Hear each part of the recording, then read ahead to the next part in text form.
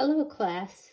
If we look at lesson number 74, it's a pretty complicated lesson, and so I'm not going to record a video for it. I'd still like you to do the homework for lesson 74, but you may skip number 1 for now. If you would like to read the lesson on your own and try number 1, that's great. We will take a look at that when we get together in class again on February 13th. Another thing that I wanted to say was pay attention to number 21. Number 21 on lesson 74 is a completing the square. Several of you did not know how to do this correctly for the quiz. And so when we come back on February 13th, I will give you your quizzes back, and if you would like to make corrections, especially on the completing the square, there will be time in class to do that. So do make sure that when you have those completing the square questions that you do your best and correct your work. And if you have any questions on those, I would be happy to help you with those as well. Okay, so moving on to lesson 75. Lesson 75 is adding two rational expressions. And what we want to do here, we have to have a common denominator. And this denominator is a trinomial, so we are going to factor that first. So when I factor this, I want two numbers that multiply to 6. One of my factors is going to have a plus sign and one is going to have a minus sign because this sign here is negative. So when two numbers that multiply to 6 and have a difference of 1 or add up to a negative 1, so that's going to be a negative 3 and a positive 2. If you were to FOIL this, you'd get back to here. And then if you remember last week in class, we looked at binomials where we have x minus 3 and 3 minus x. And we know that those two are just off by a factor of a negative 1. So if I were to add a negative 1 out front, I could write this as x minus 3. So this is my denominator here. I've added a negative 1 out front or factored off a negative 1. If I were to multiply negative 1 through, I would get this.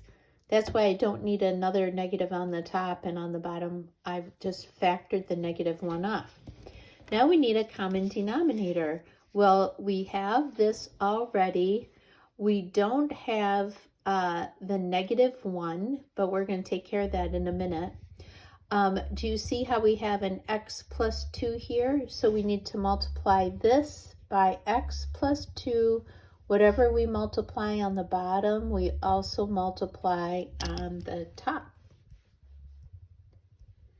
Okay.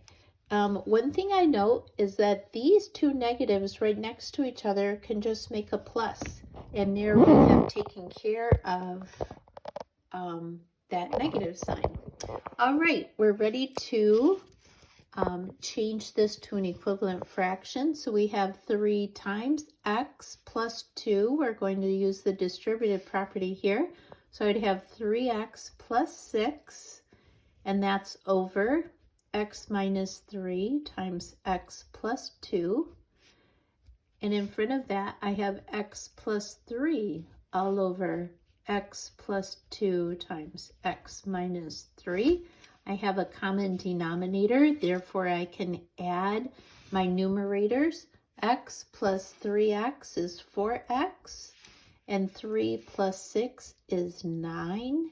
And that would all be over x minus 3 times x plus 2. And that's it. We've successfully added those two rational expressions. Looks like we're kind of running out of room for this example. This is example 2. We'll run through this. So the steps are again, factor your trinomial. This is x plus 1 times x plus 1.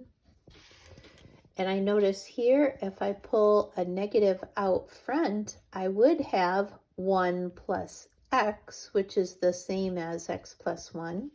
And I notice that these two negative signs can cancel there. So the only thing missing in this denominator is another x plus 1 factor. Whatever I multiply on the bottom, I multiply on the top.